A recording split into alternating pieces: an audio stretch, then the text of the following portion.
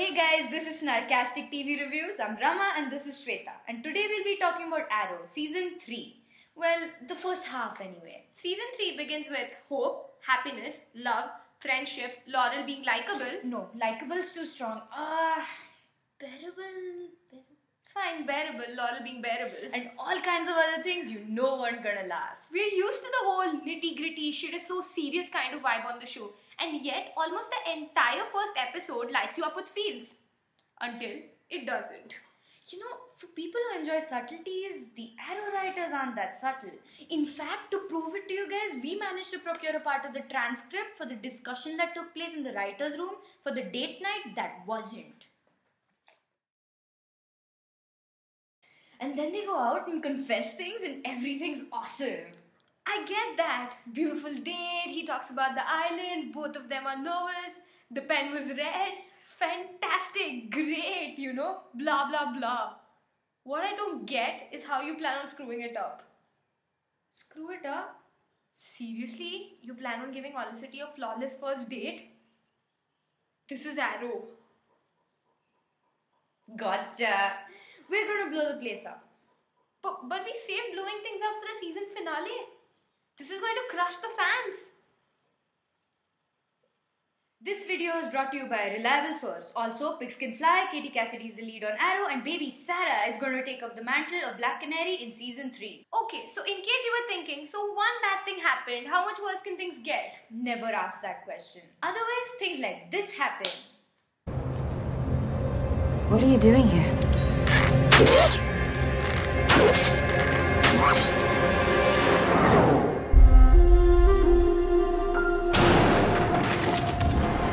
This is not a drill. The Black Canary, Sarah Lance, is dead. For real. And with her, the only Lance to ever be relevant on the show. Quentin? Oh yeah.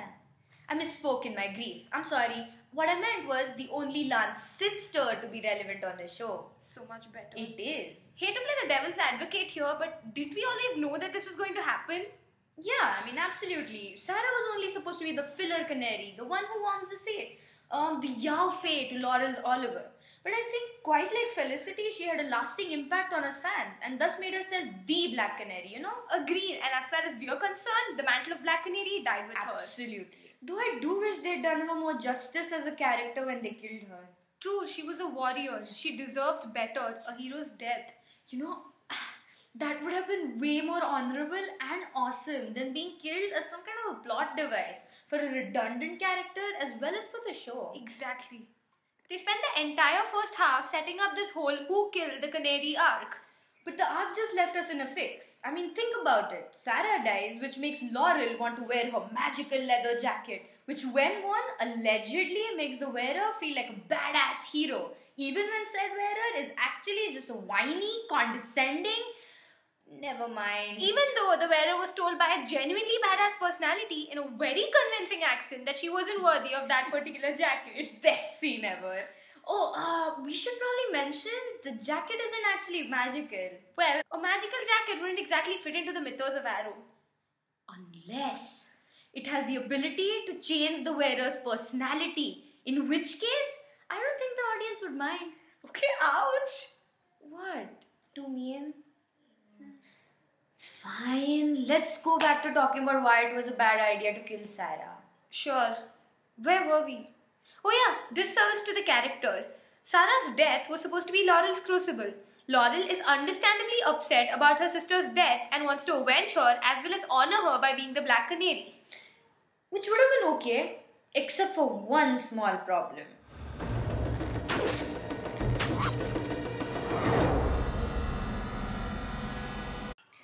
Thea killed Sarah under the influence of Malcolm and a mushroom. BTW, Thea's now a super ninja after training with her shady-ass dad.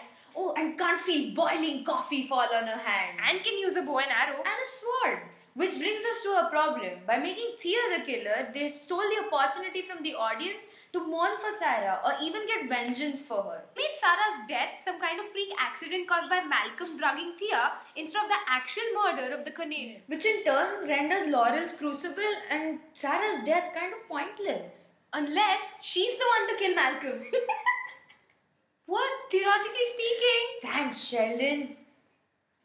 What she means is that the only way to get Sarah justice is to kill Malcolm, which Oliver is unwilling to do, especially with the leverage that Malcolm now has on Thea. I mean, if the video gets out, Ra's al Ghul has a reason to kill her. So Laurel has to do it, especially since she's been dying to kill her sister's killer. No, but Malcolm is... he's the magician, you know? I mean, even the Arrow has difficulty scraping through his fights with this guy. I mean, he's in all ways his equal, if not superior. Which leaves us at an impasse. Thea will be redeemed as a character. Malcolm will most probably continue being a part of the series as a big bad. Fair enough, but you know, it hasn't all been doom and gloom. Except for the fundamental flaw in the plotline this season, it's been going pretty well. Yeah, I bet they could tell that by how overwhelmingly positive we're being. Fine. You know what? You want to be that way? Be that way. You want positive? Let's talk about the one character I think every fan can agree on. Felicity. Dig in. Again. Coin toss? Yes. Tails. Awesome. Oliver it is. Well, Oliver thinks that there's nothing left in him except the arrow. Before, Barry tells him he's full of shit and that Felicity is his life and that she won't let anything happen to his humanity or his soul. Well, not in those words exactly. But it happened. And that, kids, is why we're going to have annual Flaro crossovers. Well, that and Team Flash, epic fight scenes, married all city feels and adorable Diggle expressions. Oh, not one downside to the crossover. Well, this isn't exactly a downside, but the whole baby mommy angle did throw us off a bit. Point, but I don't think they'll explore that any further this season. Especially with the big Argus, Black Canary and High Arcs that are coming up. Yeah. Though, you know, with the whole season 3's identity arc, it would go really well. Yup, Oliver would need to change his priorities with the kid in play. Especially the whole running away from people that he cares about thing which is going on. Basically, I think he would need to, embrace Oliver Queen and integrate the Arrow with him somehow. And embrace Felicity too. That too. Though, we have had a bit of that this season. Not as much as we would have liked. Point. Though, he does acknowledge his feelings for Felicity this season. And how?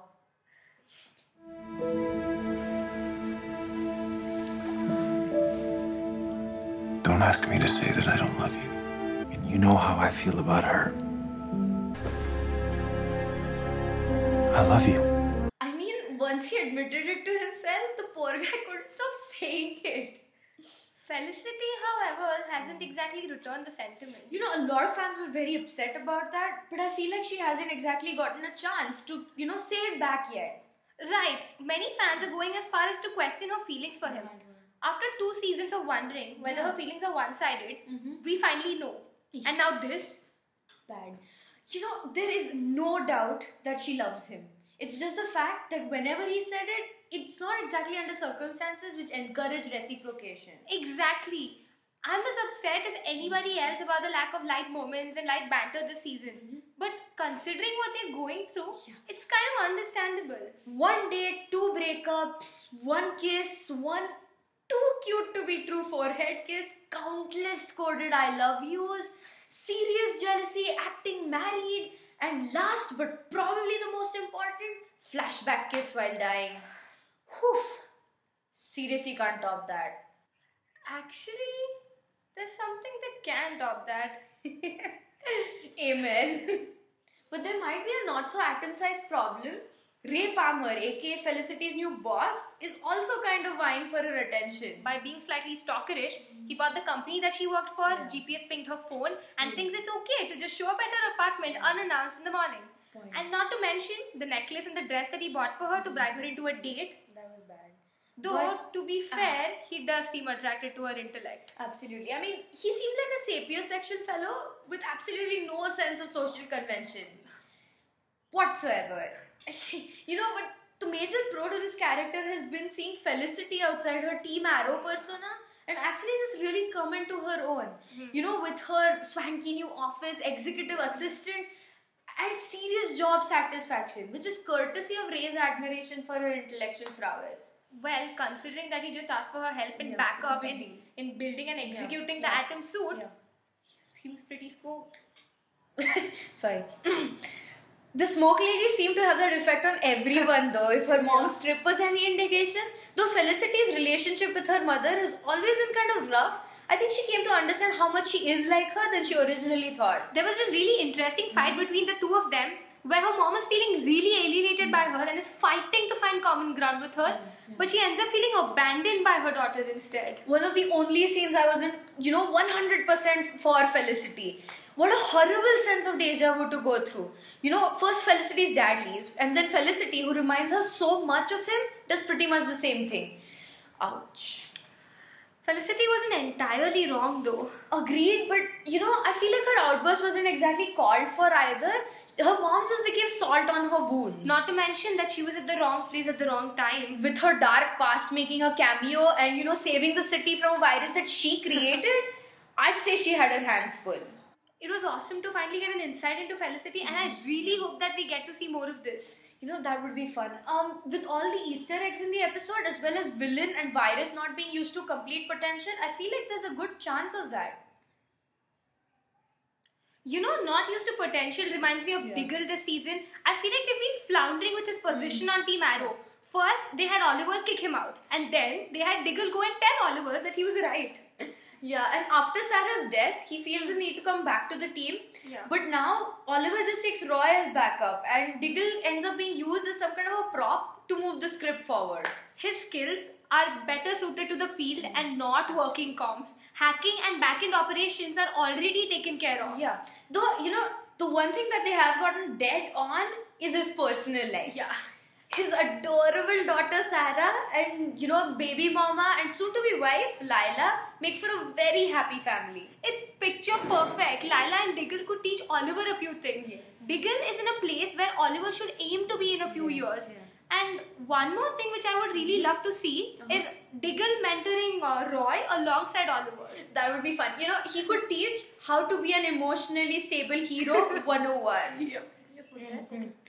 Roy has been doing pretty well in that department all on his own though. He has grown leaps and bounds both as a fighter as well as a man. My only issue with that is how much they've shown him grow only in 5 short months. It seems like way too less for the kind of training involved. Same goes for Thea. Yeah. 5 months is too less for developing that kind of physicality. And mentality. I mean, being impulsive or angry is just the best way to get killed. What about Laurel then? Compared to her, Roy and Thea are veterans. She's been training for 2 months now? Already wants a costume. And she hasn't even gone through the same kind of training that, Roy and Thea have. Yeah. She's been training under Ted Grant, a boxing expert. Even though he is an ex-vigilante, he's a hand-to-hand combat expert. Laurel has a sparring partner in him, but I don't see how this can make her fit for the street in less than 2 months. I exercised for 2 months once. Yeah, and? Now I wear leather and fight crime. Obviously. You're weird. Shh. Don't tell anybody that I'm the one who keeps my city safe. I don't do it for the fame. Of course not. You want to change the subject abruptly now, don't you? I'm so underrated. Are you sulking? No! The 2-month course I went through made me impervious to pain. Whatever that means. Aside from that, I think that's about what's happened this season. We're forgetting something. What? Oh yeah. Oliver Queen is dead. That totally slipped my mind. The way he slipped off a cliff. That is not cool. He was pushed. Okay, jeez. He was a good man. Always looking out for his family, friends and the city. I guess it's fitting that he died doing just that. Also fitting that he died shirtless. Seriously? No, I meant how cool of him to go protect his sister against the leader of the League of Assassins so that she doesn't get to face the consequences of her actions. Shirtless. Not that I noticed. The world could use more shirtless Oliver. For world peace. That's an important cause. Shirtless Oliver makes me want to go. Please, we're on camera. Go to the ratings. What did you think? That, exactly that. Nothing else. So anyway, so our rating system is very, very simple. We use salmon ladder rungs instead of stars. And we will not be overtly generous with our ratings just to see him do that. We won't? No, of course not. This season has been going pretty well, especially with the character development, Olicity and Felicity's backstory. But has been struggling with the overall plot. Though we have seen some amazing villains like Cupid and Captain Boomerang, they followed a mostly one villain, 1 week kind of format. They've rushed Laurel, Thea and Roy's training and ignored Diggin. They've also introduced some new characters, mostly successfully, and they've taken a very brave step in killing off their main character. Which is why we give this season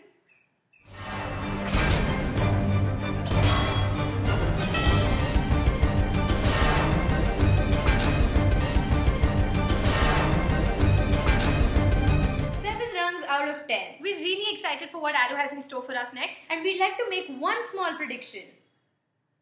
Oliver Queen is alive. If you liked our video, don't forget to like, comment or subscribe on our channel. Feel free to come to us with any questions or any suggestions. Our contact details are given below. Thank you for watching. Please stay tuned for more.